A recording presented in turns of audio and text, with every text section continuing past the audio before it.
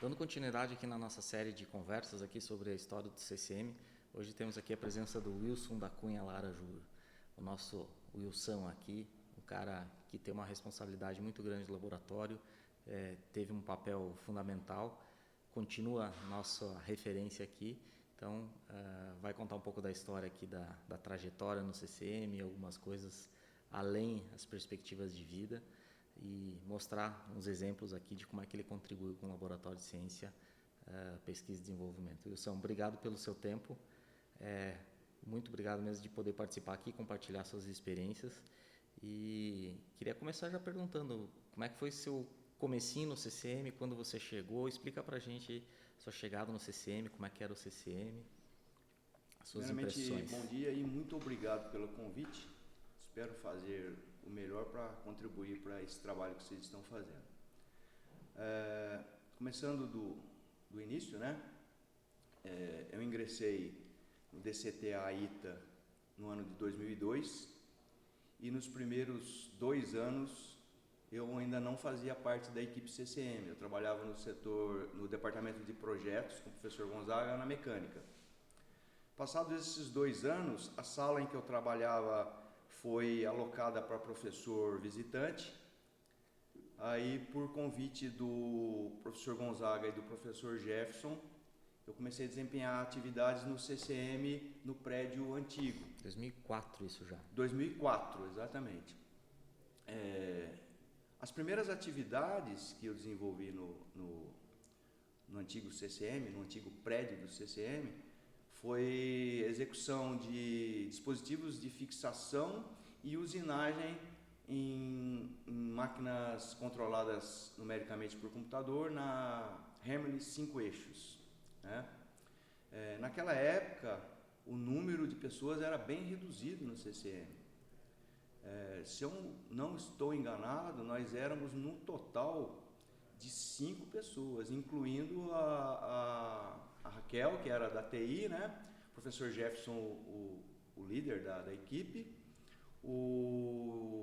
na época mestrando Alex, não lembro se era mestrando ou doutorando Hércio, lembra do Hércio, né? Mestrando, eu como técnico e quanto deu aí? 4, 5? 5, né? Éramos nós 5. Em princípio, as primeiras atividades eram para usinagens de pesquisa do Alex. O Alex foi um pioneiro ali na usinagem de 5 eixos. Aí passa o tempo, um fato curioso que eu gosto de comentar com as pessoas, eu tive a honra, né, e o prazer. Eu não programava, eu executava dispositivos, setar máquina, setar ferramenta, mas eu tive a honra de startar a CNC, de fazer a primeira usinagem em 5 eixos simultâneos num instituto educacional da América Latina, sem contar Canadá e Estados Unidos, né? Foi a primeira usinagem em 5 eixos simultâneos num órgão de pesquisa. Eu acho que a gente já contou essa história aqui com o professor Jefferson Gonzaga. Foi uma reformulação do laboratório em 2004, com a criação da AIM, Associação de Inteligência e Manufatura. Várias empresas que faziam a parceria viabilizaram a aquisição do equipamento 5 eixos, que era a Hamley, que até então era ainda muito pouco explorado, mesmo nas indústrias no Brasil. E por ser pouco explorado, não se tinha conhecimento, né? Então, os primeiros trabalhos de mestrado era exatamente trabalhar com isso. Como é que você trabalha com isso, né? E para ilustrar também, para mim foi extremamente impactante e gratificante.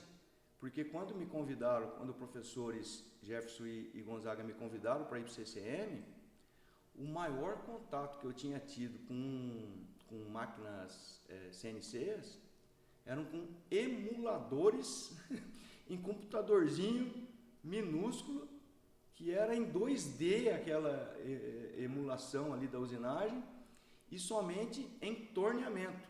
Então, quando eu cheguei na Hamley, eu não tinha ideia do que eu estava fazendo ali. Peguei o manual da máquina, estudei a parte de operação, de manutenção, e aos pouquinhos fazendo programação em beira de máquina naquele... não era Shop Mill, é Shop Mill, né? Sinomeric. Então, mas a gente chamava de Shop Mill. Então, para mim... O painel da máquina, basicamente, né? Isso que você quer dizer? Na beira de máquina, programação no painel da máquina. Com, no máximo, 2+1, né? Não tinha 3 eixos simultâneos naquela programação.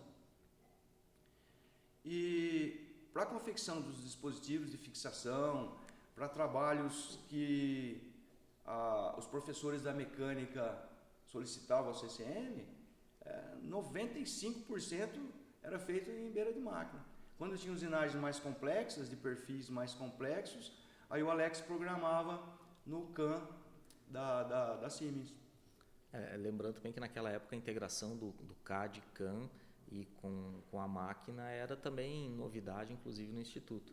Então, programações mais simples você consegue fazer na máquina, mas na época vinham superfícies mais complexas, com dupla curvatura, impellers, compressores, que foram os trabalhos do Alex. Então isso exigia software, você não consegue fazer isso sem software.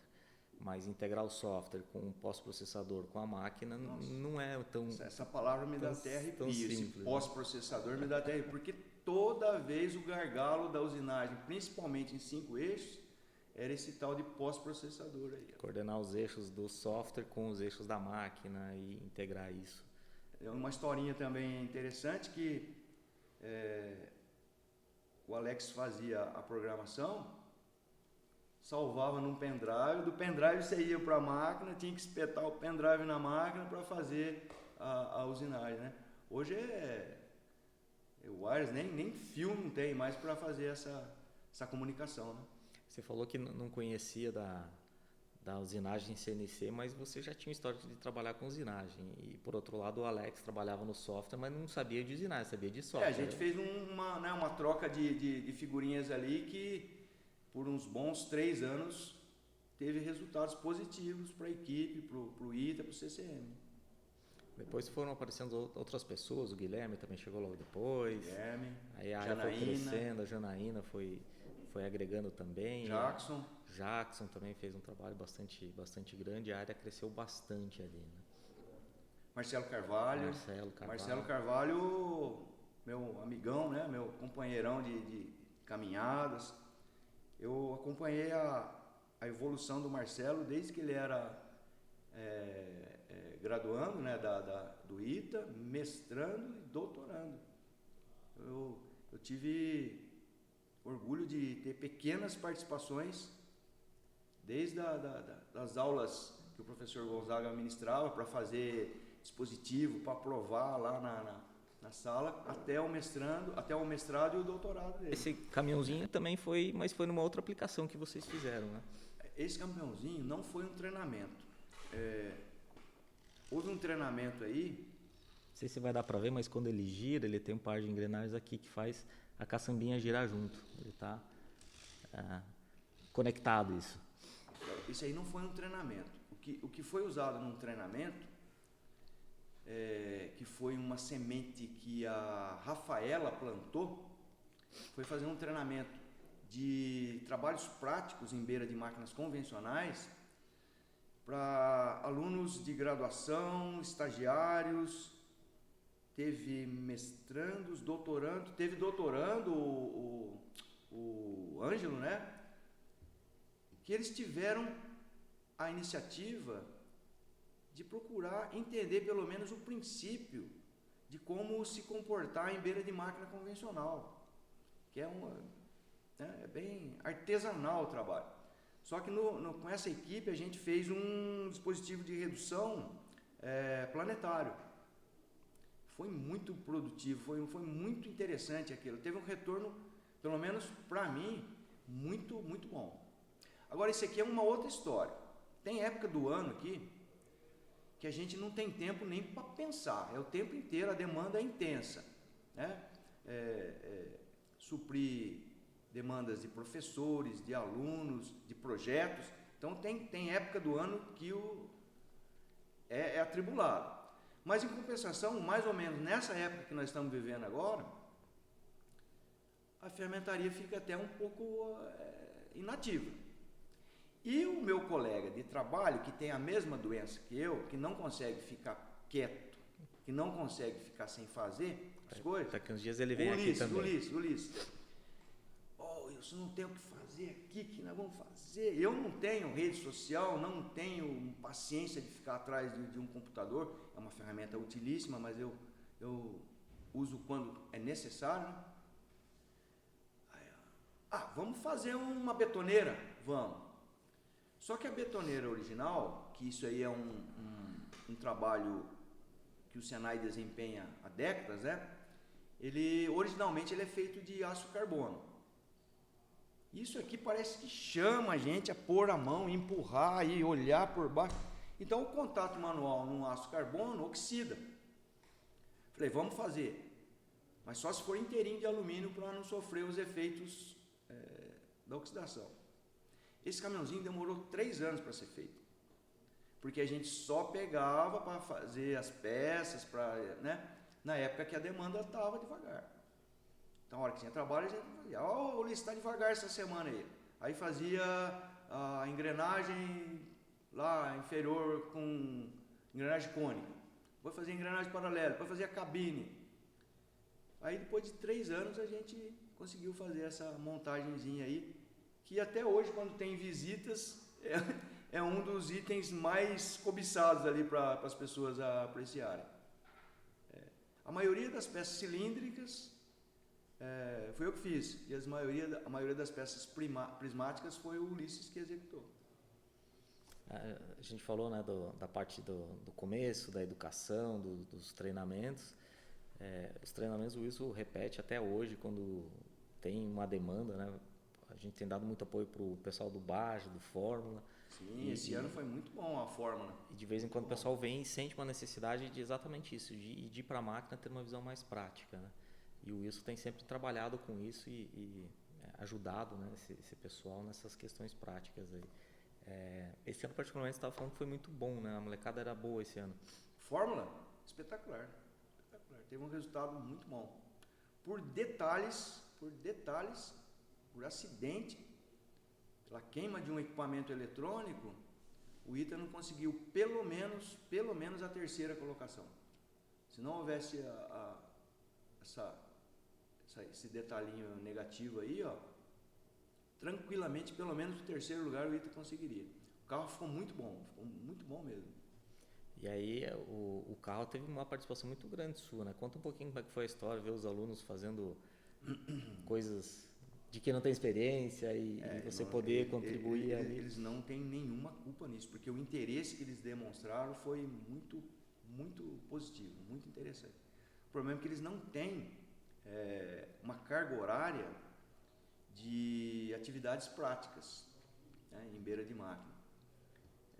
Com a evolução da tecnologia, as grades das disciplinas foram colocando um pouco de lado o que a gente chamava antigamente de MOF, né? Você lembra máquinas de oficinas, né? E foram colocadas no lugar disciplinas de conotação mais eletrônica, computacional, né? Mais teórica até. Mais teórica. Aí essa parte prática foi um pouco esquecida. Mas o Fórmula precisa que você ponha a mão na massa. Você precisa soldar, precisa serrar, precisa dobrar a chapa, precisa, né, fazer polias, fazer furos chavetados, fazer eixos chavetados. E essa parte eu abracei e colaborei com eles. Quando era necessário, por exemplo, a execução lá de 32 peças para suportar amortecedor, suportar motor, quando elas tinham mais ou menos a mesma geometria e mais ou menos a mesma dimensão, né? 1 ou 2 alunos vinham, eu fazia 2, 3 dessas 30 e poucas peças, falei, agora é com vocês. E ficou muito bom. É o processo de aprendizagem, né? Sim. Você precisa ensinar eles e a forma é fazendo. Né? E seguindo a sua orientação, professor, Ixi. em algumas dessas passagens, eu só dava o norte para eles e deixava eles sofrerem um pouquinho, para aprender pelo caminho das pedras, né? Aí quando eu via que estava, não vai dar tempo de terminar isso aqui, deixa comigo, em vez de você fazer assim, faz assim e assim. Mas por que você só falou agora? Porque sim, porque você aprendeu a dificuldade, você vê a dificuldade que tem de dobrar uma chapinha e fazer um furo exatamente no mesmo eixo, num dimensional, numa geometria que não vai comprometer a montagem, né?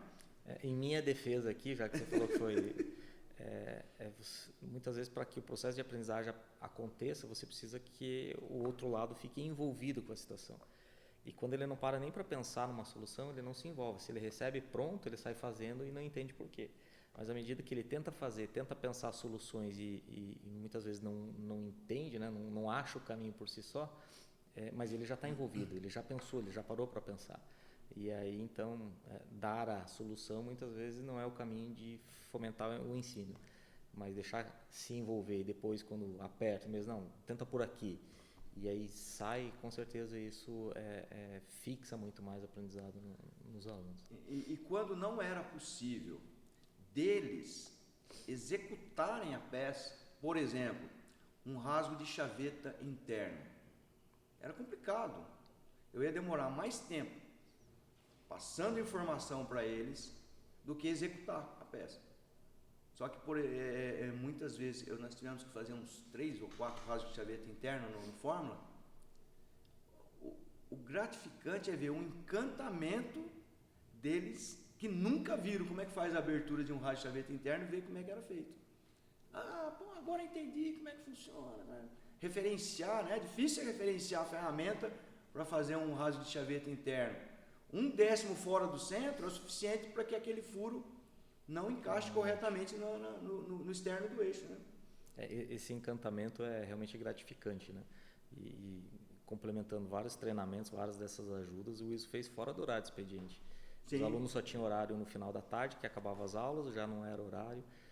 Então, a gente tem sempre aquela história do funcionário público. Eu vim sábado aqui, para mim era uma alegria, eu vim sábado aqui. Por caso, a gratificante era exatamente o brilho nos olhos dos alunos, né? Então, isso é algo que a gente também precisa deixar registrado, que não é todo funcionário público que é aquele cara encostado, não, né? Tem muita gente aqui que trabalha, né? E a gente nem chegou no final das histórias do Wilson, aqui ainda tem mais coisa para ouvir aqui. Mas história não é vantagem, porque 22 anos aqui tem que ter história. Alguma história tem que ter, mesmo que seja alguma coisa engraçada, alguma coisa... Essas a gente deixa para o final, né? Wilson, mas eu queria falar um pouco também dos projetos, né? Você atua em vários projetos muito importantes aqui, desde o Ameasa, dos drones, dos projetos com Petrobras. O que você tem de história aí para contar desses projetos aí que marcou? Cara, eu não vou conseguir dizer para você qual o que me deu mais satisfação em participar. Mas já que se eu tivesse que citar um ou outro,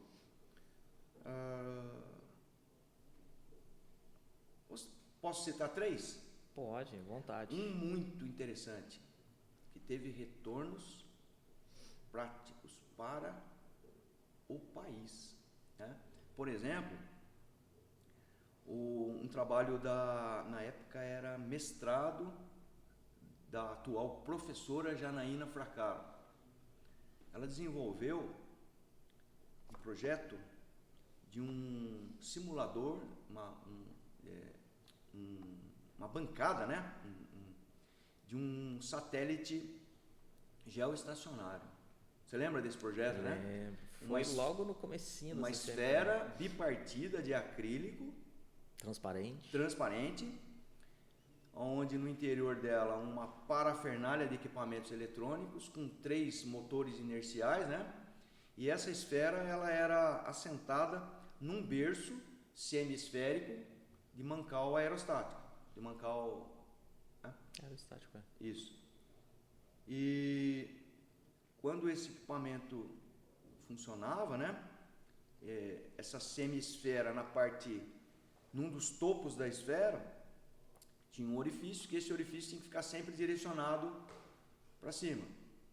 Qualquer movimentação dessa esfera, os motores entravam em funcionamento, um motor XYZ, né, conforme eles variavam a rotação, aquela aceleração recolocava ele na vertical, simulando um satélite geoestacionário, né?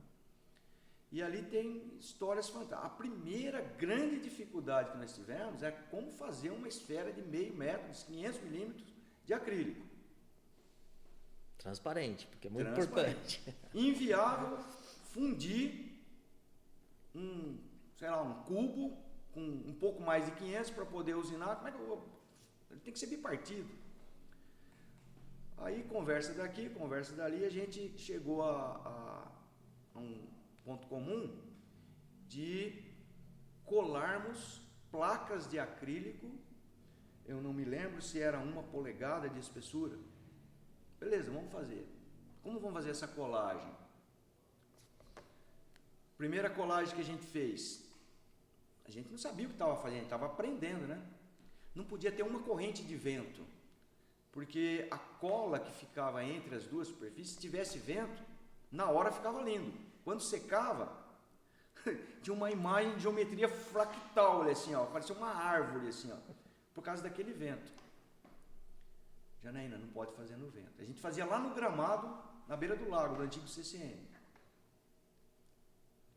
E o Jefferson reclamava do cheiro daquela cola, porque era forte o cheiro da cola. E o Jefferson teve que fazer uma viagem, ele ficou uma semana fora. Janaína, o professor não está aqui. Vamos fazer aqui dentro mesmo. Fizemos lá dentro do CCM. Ficou espetacular aquela colagem.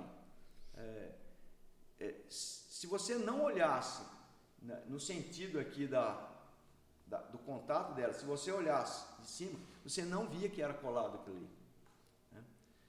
Aí conseguimos fazer 2 metades, né, para fazer a bipartida da esfera.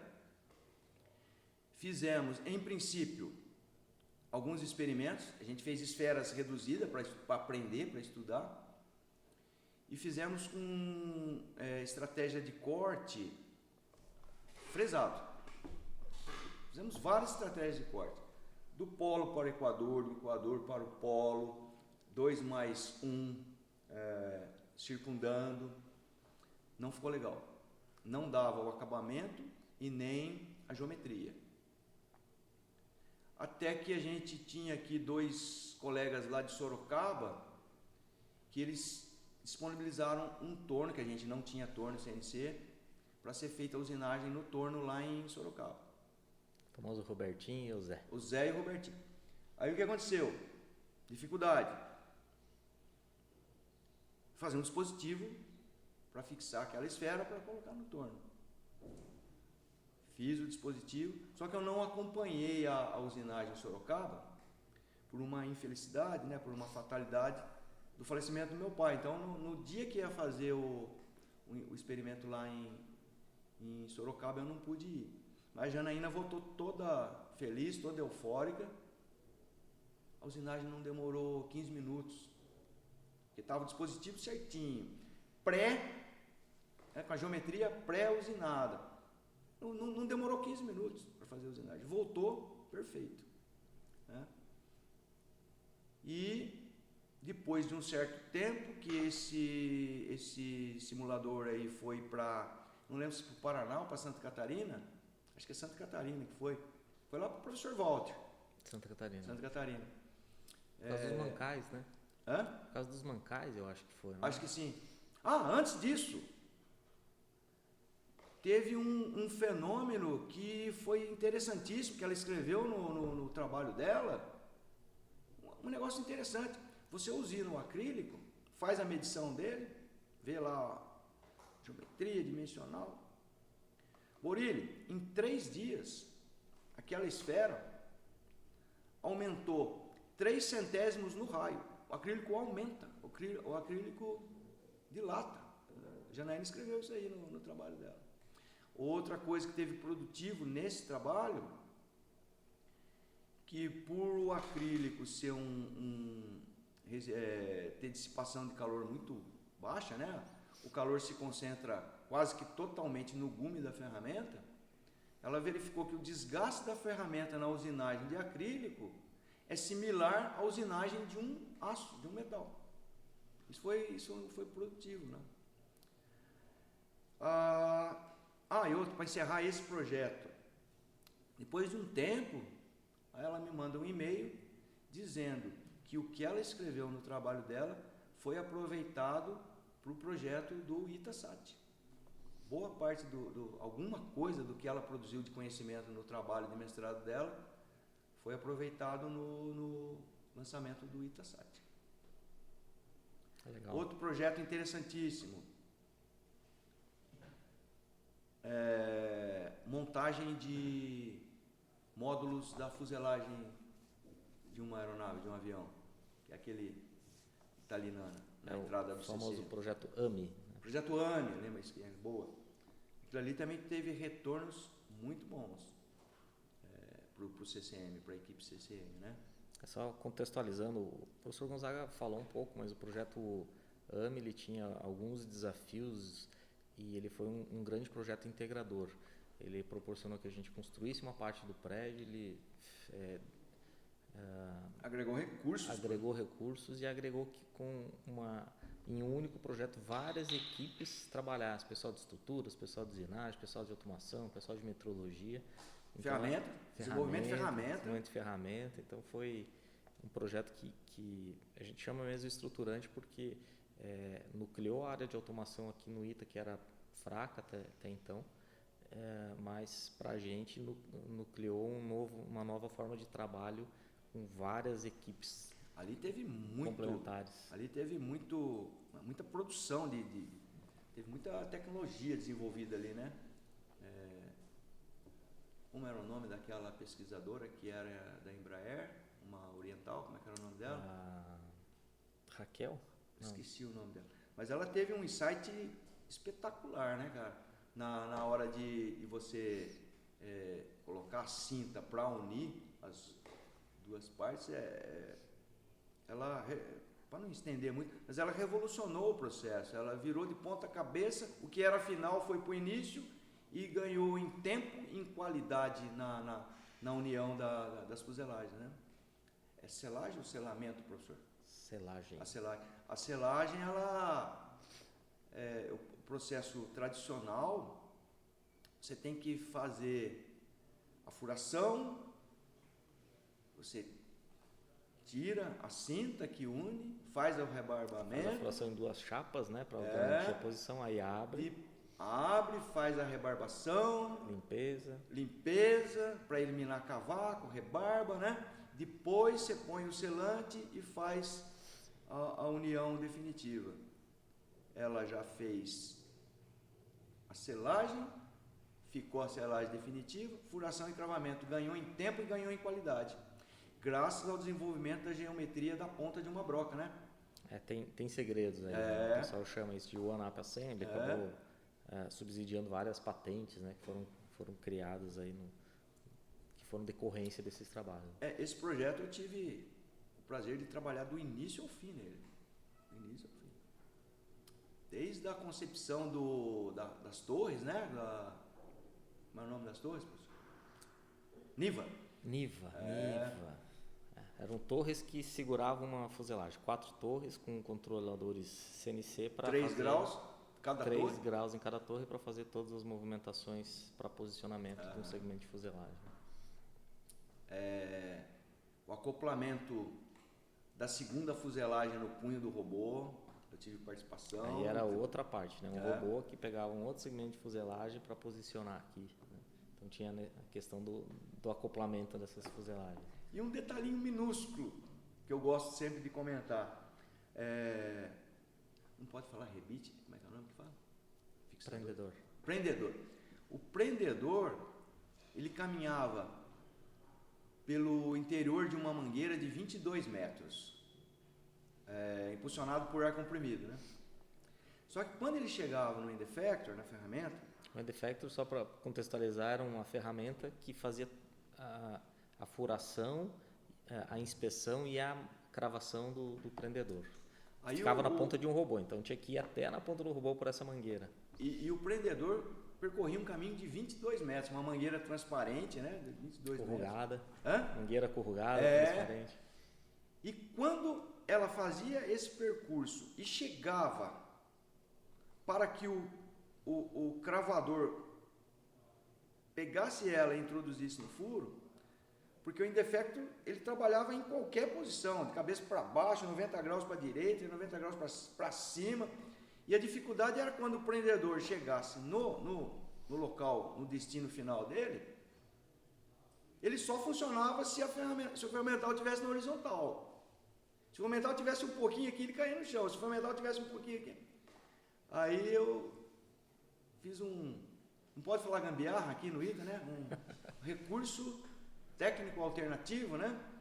É isso mesmo. E eu coloquei 2 imãzinhos de terras raras, porque a parte do torqueamento do prendedor era de material ferromagnético, mas a parte que era cravada era de alumínio ou titânio, não lembro, acho que era alumínio. Aí esses 2 imãzinhos de terras raras não deixava que o ímã caísse. E quando teve um workshop final, que veio a equipe de engenheiros da Embraer, eu fiz uma surpresa para o professor Gonzaga. O professor Gonzaga teve que sair, né? Ajuda aqui, não sei o quê. Gonzaga era o coordenador geral desse projeto. Aí o que eu fiz? Ele fez a furação, fez o cravamento e era simplesmente para ele parar ali assim, né? Aí lembra do Fernando? O Fernando Mágico? Sim. Fernando, vamos fazer um negócio diferentão aqui, vamos fazer surpresa pro professor. Trabalhava com a robótica, né? Aí ele acabou de fazer todo o trabalho, em vez dele terminar o workshop ali, né? Fernando, pega esse robô, põe ele inclinado aqui assim, ó. Porque assim que o rebite que o prendedor era cravado, tinha um sisteminha de mola que cuspia, expelia a parte ferromagnética dele. E o negócio ia longe, rapaz. Se estivesse na frente, dava um tiro, né, gente? Falei, Fernando, ponha ele num ângulo qualquer aqui e vamos ver para onde que ele vai. Vamos repetir isso umas 2, 3 vezes. Daí a gente marcou a região que ele caía lá, né? Aí colocamos um receptáculo, um amortecedorzinho lá de espuma. Quando terminou, o rebite foi, puf! Os caras da Embraer ficaram loucos, cara. Bateram palma por ver o prendedor voar e cair direitinho. Acertando o alvo. Isso aí foi uma historinha interessante. O Sr. Gonzaga não sabia disso. Ele não sabia o que ia acontecer. Um grande finale ali da demonstração. Isso foi uma passagem cômica interessante ali do projeto ANA. E... Você falou 3 projetos, né? 3 projetos? Vamos eleger... não podia esquecer do Exobot, né, cara? O Exobot foi fantástico. Em princípio, pessoas não da nossa equipe, pessoas da empresa, tanto do Bobcat como da... Falei marca de produto aqui. Profissionais tanto da parte que se locomovia lá, né? Como... Do robô? Esse projeto, só para explicar, é um daqueles veículos que se locomovem em qualquer terreno. Você põe um robô em cima que vai fazer operações de manipulação de peças pesadas em ambientes outdoor. No nosso caso, foi payload de até 350 kgf. 350, né? Acho que era isso. Então, daí o pessoal externo da nossa equipe, eles foram um tanto quanto pessimista. Não vai dar certo. Não vai dar certo, porque se você desplugar um cabo aqui, o sistema não vai reconhecer, não vai nem ligar o tratorzinho lá, né? E o pessoal da robótica, do robô, também não teve muita expectativa quanto ao resultado positivo. Mas graças à equipe aí de engenheiros, de professores, de pesquisadores, o negócio funcionou mais do que era esperado. Ficou muito bom o projeto. Pelo que eu ouço, pelo que eu soube, a Petrobras ficou muito contente com o resultado desse trabalho aí. Teve patentes, né? Gerou patente e ele fala pelo que eu soube, não sei por que ele não falou, mas isso gerou um prêmio de inovação para o projeto na Petrobras. O Wilson com o restante da equipe foram até o CEMPS receber esse prêmio, saiu publicamente isso daí, várias mídias, né? Ele é sempre muito divulgado.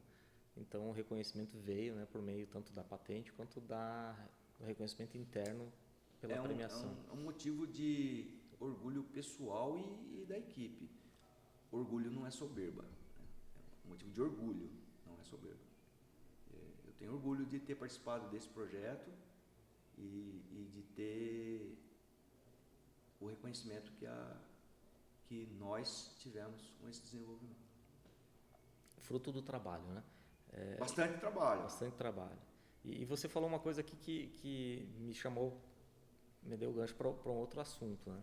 Você, nas horas vagas, você foi fazer um curso de filosofia e tem estudado muito, desde a história antiga, comportamento das pessoas, dos movimentos de sociedade. As conversas de café são sempre muito enriquecedoras nesse sentido. São momentos agradabilíssimos. Conta um pouco disso, como é que é? Você está num instituto tecnológico, com tecnologia, e de repente você, poxa, vou estudar uma outra coisa, vou estudar filosofia, me dedicar fora dos horários, fazer os cursos, escrever. Conta um pouco dessa trajetória também, que não é diretamente ligada com o trabalho, mas é super interessante como é que você trouxe isso para a sua vida. Desde a época da juventude, desde a época que eu frequentava a Senai, no curso de formação profissional, os CAI que eles chamam, né? Eu frequentava a biblioteca nas horas vagas. Só que, apesar de estar fazendo um curso de formação técnica no Senai, eu buscava sempre livros de cunho filosófico. Eu gostava. Não entendia nada do que eu lia, mas eu gostava. Aí foi passando o tempo, a vida me distanciou um pouco dessa curiosidade sobre literatura, sobre filosofia, até que em 1995, isso mesmo, começou a surgir os cursos EAD. Já tinha um pouco antes, mas não com aquela força que começou em 95. Aí, comentando com os colegas, com a esposa, vou ter que estudar alguma coisa, vou ter que fazer algum curso de nível superior. E, se você não sabe, você é um dos responsáveis. Se você não se lembra, eu vou fazer você lembrar. Lá na beira da Hermle, lá no CCM, eu comentei com você que eu ia ingressar num curso técnico que eu nem lembro mais qual que é. Aí você pergunta, mas quantos cursos técnicos você tem? Eu falo, sei lá, mas é bastante. Aí vai fazer mais um? Você vai ficar sendo... Por que você não sobe um pouco esse sarrafo aí? Eu falei, caramba, esse professor tem razão. Mas o que eu vou fazer? Vou fazer filosofia. Resgatou o que você tinha lá. Exatamente. De antes. Aí, uma amiga da minha esposa foi fazer uma visita pra gente e ela tinha hoje eu não sei se ela ainda tem, ela era dona de uma escola em Caçapava. E para ela poder abrir essa escola, ela tinha que ter um curso superior que tivesse pedagogia envolvida, que tivesse didática, que tivesse, né? Aí conversando com ela, Joseli, ela falou, procura a Unimes. Eu falei, o que é a Unimes? A Universidade de Santos. Eu falei, mas como é que é de Santos? Não, o curso é EAD. Tem polo em Taubaté. Ela falou, não subestime o EAD. Para a maioria das pessoas, vai curso EAD, cara, você parece instituto, não vou citar o nome para não desmerecer, né, que todo mundo, nos anos 70, 80, fazia curso por correspondência que tinha na revista do Tio Patinhas, lembra disso daí? Aí, para não subestimar, ela falou, não subestime o EAD.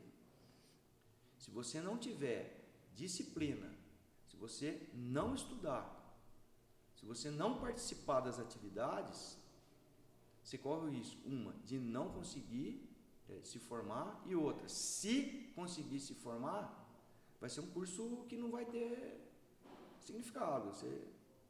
Beleza, vamos ver como é que é. Comecei, gostei e consegui terminar o curso de licenciatura em filosofia. Gostei tanto que parti para a segunda. Para dar um complemento nessa área da humanidades, né? Eu fiz sociologia e ensino sociologia. Dentro desse curso, eu tive contatos com algumas disciplinas, tanto nesse curso como de filosofia, que envolve algumas áreas do comportamento humano. Aí resolvi fazer filosofia clínica, que é uma escola lá do Rio Grande do Sul, EAD também. Para não me estender muito aqui, parecido com psicologia, mas tem as suas nuances de diferença, né? E fomos aí. Até que esse tipo de atividade, esse tipo de cultura de nível superior da área de humanidades, me despertou o interesse e o gosto por escrever. Não é que eu saiba escrever, eu gosto de escrever, é uma questão que eu domino, né? E um belo dia, em mais uma época do ano aqui no ITA, que a demanda por trabalho fica um pouco mais lenta do que o normal. Já não tinha mais a betoneira para fazer, né? Não tinha betoneira, não tinha harmônica, não tinha nem gente aqui, tinha a maioria pessoas de férias, né? Os alunos, os professores de férias. Conversando com o Ulisses, o Ulisses está devagar aqui, rapaz, está difícil aqui, não tem o que fazer. Aquele jeitão esquisitão dele. Aí escreve um livro. O negócio estalou na minha cabeça, cara. O negócio deu um estalo na minha cabeça. E ficou. Até que comecei. E como diz o Rapa, se começar foi fácil, difícil foi parar, cara. Daí eu comecei e não parei mais. E escrevi um pequeno livreto sobre como que a humanidade conseguiu acumular conhecimentos e determinar o quanto que o nosso planeta tem de massa, a massa da Terra. É um livro pequenininho que dá para ler um certo tempo curto, né? E eu resolvi colocar um título chamativo para os leitores em potencial, né? A massa da Terra em 60 minutos. Se você não fizer muito esforço e não for muito devagar, você consegue ler em mais ou menos 1 hora aquele livro ali. Infelizmente, no momento aqui da gravação, ele não está disponível ainda para venda, está nas fases finais aí passando, da edição. Como eles dizem aí, ainda está no prelo ainda, não saiu nas prensas ainda. Mas já fica aí o registro, não sei quando que esse vídeo será assistido também e eventualmente já estará disponível. Meu filho falou que quer ler já. Né? Legal. Então... O público-alvo foi meninos e meninas entre, 13 e 16 anos, que estejam ou terminando o ensino fundamental ou já cursando o ensino médio. E esse tema ele despertou interesse, né? Tanto que você foi convidado ontem, teve uma palestra. Não tinha te perguntado isso ainda, mas como é que foi a experiência ontem? Cara, eu sou suspeito de falar, né? Mas todo mundo tem a sua autocrítica, né? Eu considerei positivo. O retorno, né? Quando você sente quando as pessoas estão te ouvindo, se elas estão desinteressadas, se elas estão sonolentas, se elas estão olhando para o celular, né? Eu senti um retorno de atenção bastante gratificante ali, gostei. Eu acredito, a gente teve a oportunidade... O público foi em pequeno número de pessoas, mas a quantidade não tem muito a ver com a qualidade. Eu gostei da qualidade que eles me receberam, assim, ó. Foi gratificante. Mas tem uma coisa importante que eu quero até aproveitar a oportunidade, né? Porque a gente teve a oportunidade de ver uma apresentação do Wilson alguns dias atrás. Semanas atrás. E eu recomendo de fato esse livro porque ele não coloca a história dos eventos, ele contextualiza os eventos. E aí você começa a entender muito mais as relações. Caramba, isso aqui está parecendo um jabá? Não, eu estou fazendo jabá, mas acompanha o raciocínio, né? Porque a gente não vê as coisas, a gente aprende as coisas separadas, fragmentadas, né? Fragmentadas. E aí voltando aqui para o ITA como escola, né?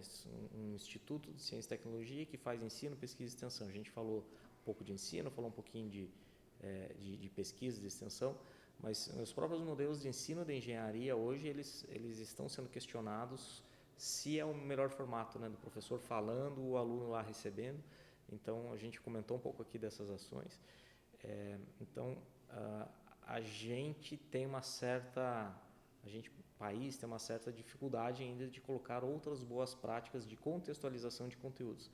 A engenharia precisa de sociologia, precisa de filosofia. Filosofia é a mãe das ciências, né, cara? Mas precisa estar contextualizado.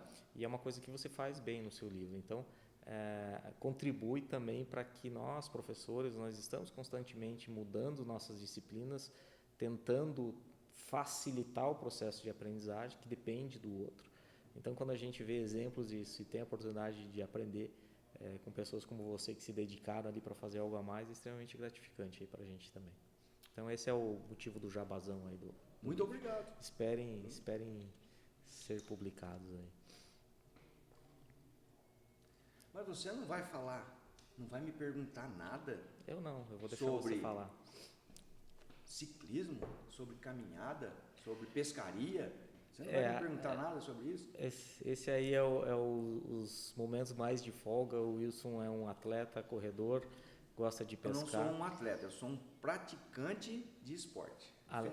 Além do problema de ser palmeirense, ele nunca pegou um peixe maior que eu nas pescarias. Isso não é problema, isso é uma qualidade, isso é uma virtude. Alguém percebeu isso daqui? Não? Eu vim de propósito. Para quem não sabe, essa aqui é a Cruz de Savoia, tá? Então explica aí pra gente, porque eu não sei o que é. O primeiro escudo da Sociedade Esportiva Palmeiras. O primeiro troféu que a Sociedade Esportiva ganhou chamava-se Troféu Savoia. Ganho em Sorocaba. Ah, é? Essa é a história da família Savoia. Que bom. Tínhamos um professor aqui, né? Eu não lembro se ele era Saboia ou Savoia. Ah, verdade. Lembra? Achei que você ia falar do Gonzaga, que também é palmeirense, e aí quando eles se encontram aqui, fica uma conversa dos jogos de 1980.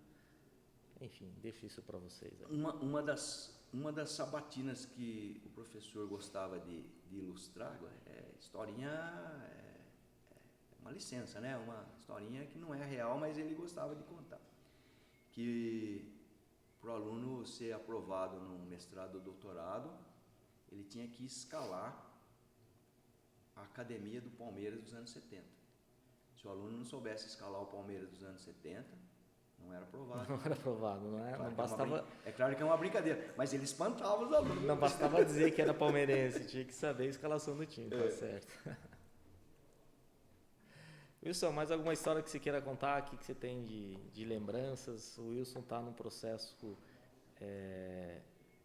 de contagem regressiva para aposentadoria, depois de 20 anos contribuindo aqui no laboratório. 22 anos de... O que mais te marcou aqui nesses tempos? O que mais me marcou aqui nesses tempos? É uma resposta que eu vou dar um pouco vou contornar um pouco e vou falar um pouco mais do que você está esperando de resposta. Eu costumo comentar que, apesar de ser uma alegoria, para mim é quase que uma realidade, que eu tive a sorte de ganhar 2 vezes sozinho no prêmio da virada da Mega Sena. Eu ganhei 2 vezes isso sozinho. dá corte, hein? Isso daí vira corte. Eu ganhei 2 vezes sozinho a Mega Sena da virada. O primeiro foi quando a Sandra Maria me disse sim, quando eu pedi ela para namorar. Essa foi o primeiro grande prêmio da minha vida. E o segundo foi quando, depois de 3 meses de estudos ininterruptos, sábado, domingo, folga, eu estudei, mergulhei de cabeça para conseguir ter sucesso no processo seletivo do DCTA. Esse processo ocorreu em 2001. Além do meu esforço, eu tive a sorte, porque concurso também exige um pouquinho de sorte, né? E qual não foi a minha surpresa e a minha alegria quando eu soube que eu tinha conseguido vencer essa dificuldade. Ali foi fácil. Processo limpo, equilibrado, democrático. Aí passou, aí começa a falha no processo. Por quê? Porque eu consegui passar tanto no psicológico como no psicotécnico. Então, quer dizer que o processo é falho. Se eu conseguir passar no psicológico e no psicotécnico, teve falha ali. Mas aconteceu. Aí eu ganhei na Mega Sena pela segunda vez, no dia 2 de abril de 2002, quando eu ingressei no ITA. Por que eu digo que eu ganhei 2 vezes na Mega Sena? Primeiro, vamos colocar um número aleatório aí mais próximo da realidade.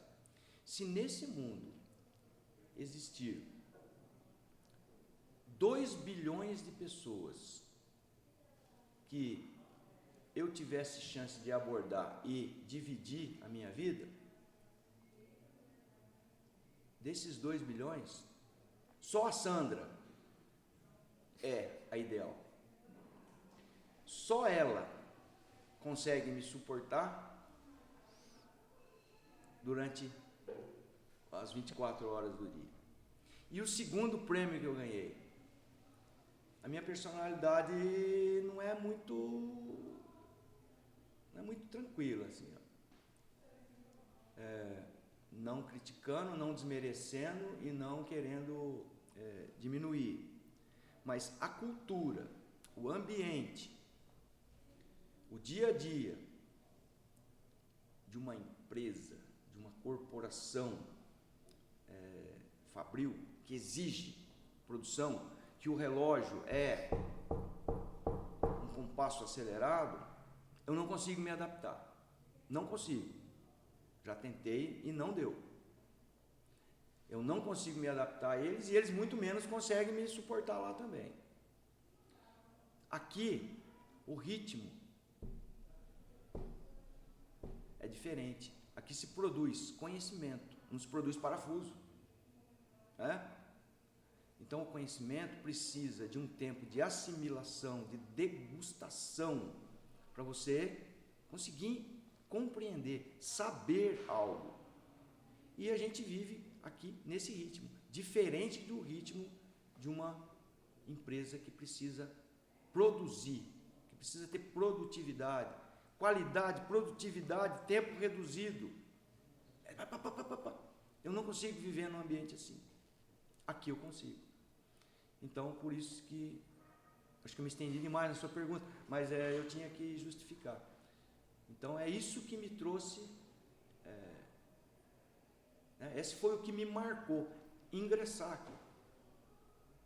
Depois que eu ingressei, eu me adequo, eu me adapto a esse tipo de ambiente. Então, isso que me marcou, consegui ingressar aqui. Eu acho que a sua contribuição ficou bastante evidente, né, nas áreas que a gente falou, em todas as áreas do ensino, pesquisa e extensão, nas provocações. E o Wilson sempre foi uma referência aqui pra gente, sempre quando o calo aperta, a gente vai lá, Wilson, como é que faz isso? Como é que resolve? Me dá Reclama uma ideia. pra caramba, mas eu faço, né? Mas isso daí faz parte, né? Então, assim, acho que nessa conversa aqui a gente conseguiu passar por mostrar muito, né, desse trabalho das pessoas que estão por trás aqui do laboratório. A gente falou o nome de várias pessoas, muita gente bacana passou por aqui, cada um veio contribuir um pouco, e eu acho que a gente conseguiu registrar aqui as suas contribuições. E embora você ganhou na Mega Sena 2 vezes, 2 vezes, uma delas está chegando ao fim. Tá acabando o prêmio. Tá acabando o prêmio, mas queria aproveitar aqui, né? Então também deixar registrado todo o nosso agradecimento por esses anos aí de laboratório, todas as suas contribuições. Fará falta aqui pra gente, mas a gente vai te incomodar lá no final de semana para ir pescar, para ir pedalar, caminhar, fazer trilhas aí, porque as pessoas não ficam longe, só o trabalho que muda. De novo, né? Conforme eu comecei, vamos terminar. Vamos. Muito obrigado pelo convite, desse tempo e desse espaço que nós dividimos aqui. Valeu, Wilson. Muito obrigado.